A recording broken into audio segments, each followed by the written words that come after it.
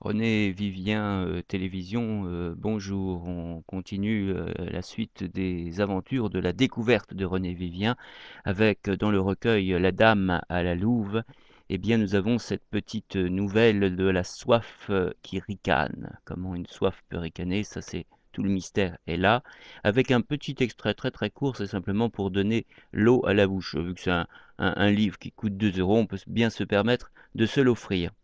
Je l'aurais volontiers fait taire d'un coup de pied ou de poing, mais des expériences réitérées et douloureuses m'avaient persuadé que la vigueur physique de Polly surpassait de beaucoup la mienne.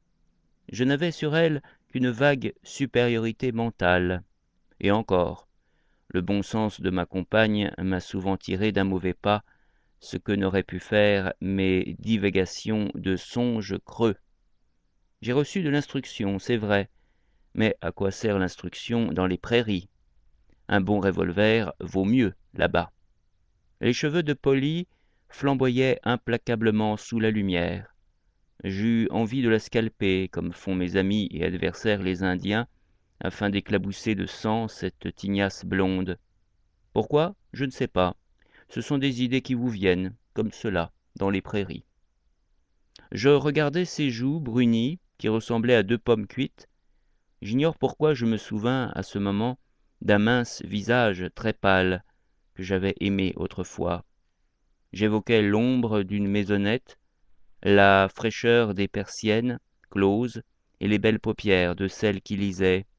Comme elle était charmante, les paupières baissées.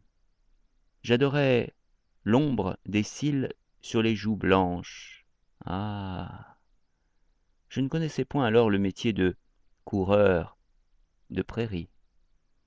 Je n'avais point rencontré la garce aux cheveux de paille. Pourquoi ai-je quitté la maisonnette pleine d'ombre et de la lumière verte des volets clos? Je ne sais pas. Je ne sais pas non plus si l'étrange petite fille qui lisait pendant de longues heures est vivante ou morte. Je crois qu'elle doit être morte parce que j'ai parfois un si grand vide au cœur. Mais je ne suis sûr de rien. Ça vous dérange un peu les idées d'avoir vu de près la soif qui rôde dans les prairies. J'ai choisi pour ma compagne de route cette Polly que j'exècre, ou plutôt, elle m'a choisi pour compagnon. Je finirai par la tuer un jour. Cela je le sais. Je la hais parce qu'elle est vigoureusement saine et que je suis, moi, un fiévreux débile. Elle est plus hardie et plus solide qu'un mâle. Elle m'enverrait rouler à 10 mètres d'une chiquenaude. C'est d'ailleurs une bonne géante, quand elle n'a pas trop bu. Mais voilà, elle se saoule volontiers. Peut-être a-t-elle peur, elle aussi, de la soif qui nous guette tous les deux. Je hasardai une réflexion au cours du chemin. Il y aura sûrement de l'orage avant peu, Polly, ma fée, ma chimère. Idiot! Souffla-t-elle avec conviction. Laisse-moi donc tranquille. Tu ne dis jamais que des choses sottes. Bien sûr qu'il y aura de l'orage avant peu. Ça se voit, et ça se sent, et je n'aime pas les mots inutiles. Ô ma douceur admirable, ta sagesse est aussi bienveillante que profonde. Elle ne daigna point me répondre.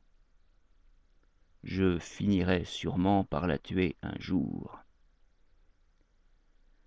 Je n'aurai jamais la force de l'étrangler, mais je lui tirerai dans le dos un bon coup de revolver. Comme ça, ce sera fini et je ne penserai plus à elle. Peut-être que la soif s'éloignera de moi quand je l'aurai... Hein? Qui sait?